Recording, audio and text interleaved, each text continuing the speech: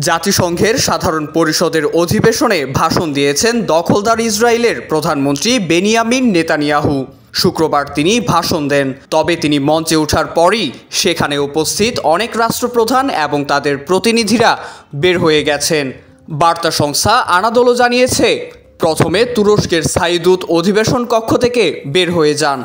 এরপর একে একে তার পেছনে অন্যরাও বের হয়ে যেতে থাকেন।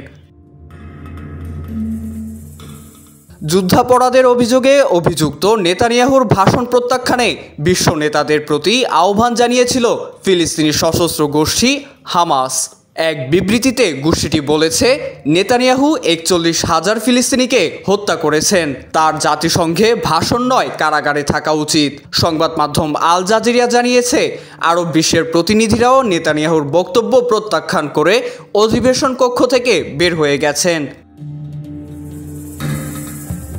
সাধারণ পরিষদের সরাসরি প্রচারিত অনুষ্ঠানে দেখা গেছে, নেতানিয়াহু বক্তব্য শুরু করার পর অধিবেশন কক্ষের বেশিরভাগ আসনই খালি পড়ে আছে। নেতানিয়াহু প্রায় আধা ঘন্টার মতো কথা বলেন। ওই সময় তিনি হামাস ও হিজবুল্লাহকে নিয়ে আলোচনা করেন। নেতানিয়াহু বলেন, যতদিন পর্যন্ত তারা তাদের লক্ষ্য অর্জন না করবেন ততদিন যুদ্ধ অব্যাহত রাখবেন।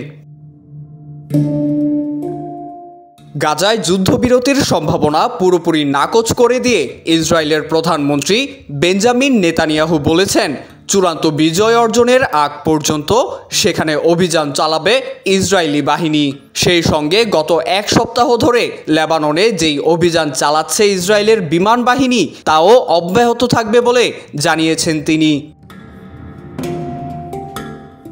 IVTV USA, new York.